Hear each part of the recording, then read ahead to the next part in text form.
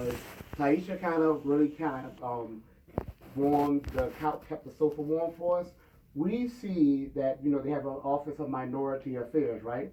But the problem with that term is that when these rice plantations were down here in Charleston and Beaufort and Wiscoosahatchee originally, those were not people of color. Those were black Americans. At the end of the Civil War, the 40 acres and a mule, they weren't supposed to go to Latinos or Asians or Native Americans at all. They were supposed to go to us. My family members, the Fritz on St. Helena, they used to own Duttall Island. It was taken from them. My other family members, Pearlstein or Cherry Point, what they now want to call Okatee, my family, my generational community used to live there. They widened the highway and ran us off. Charleston used to have a black Wall Street. Rock Hill used to have a black Wall Street. Columbia, Ward Street was a black Wall Street. Those things were destroyed sometimes by outright violence or sometimes by eminent domain. Jim Crow, redlining.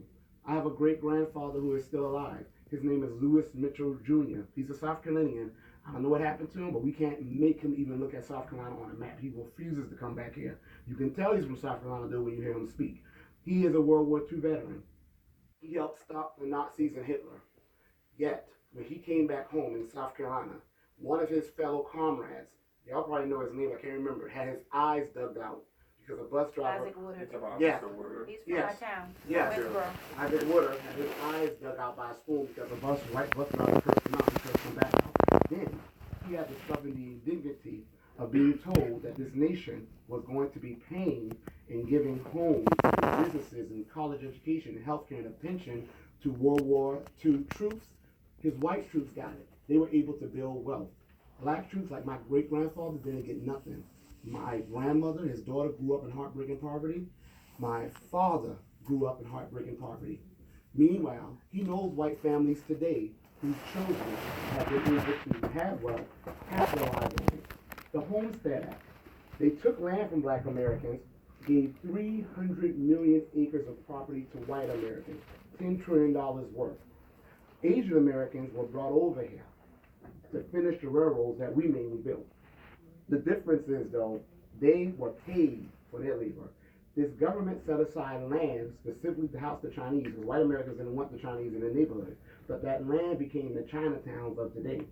Asian Americans and Koreans, when the Cold War started, America wanted to convince Asian countries to become democrats. So they were being friendly with Asian nations. So they gave the Koreans control over the hair care industry. They gave Japanese Americans high-paying, well-paying jobs. Native Americans have gotten treaties. Joe Biden had the audacity to say that he would consider reparations if we include Native Americans. How dare him? Native Americans have not even included the black Native Americans that they expelled unconstitutionally from their tribes in the 1920s. Those black Native Americans today are still fighting to get the wealth that they were denied. My point is, when these other people of color get things for them, they do it only for themselves. The government has done things for these other people of color and went out their way to exclude us. It is time for this nation that is falling apart. It's been falling apart. And the reason this nation is falling apart is just like Miss Seeley said. I've never seen the movie The Color Purple, but she said, until you do right by me, everything you try to do ain't going to succeed. Until this nation do right by the descendants of American slaves, this nation is never going to have peace. Never. So I am not just here for the sake of black America. I am here for America, because when I look at you and all these faces in here, this is America. At the end of slavery, we were worth $42 to $84 trillion. We never saw a penny of it. When we pulled ourselves up by our bootless straps, this nation will burn down our successful towns, put us deeper in a hole. We just had MLK Day. Don Martin Luther King Jr. said it's a cruel jest to say to a bootless man, pull yourself up by your bootstraps.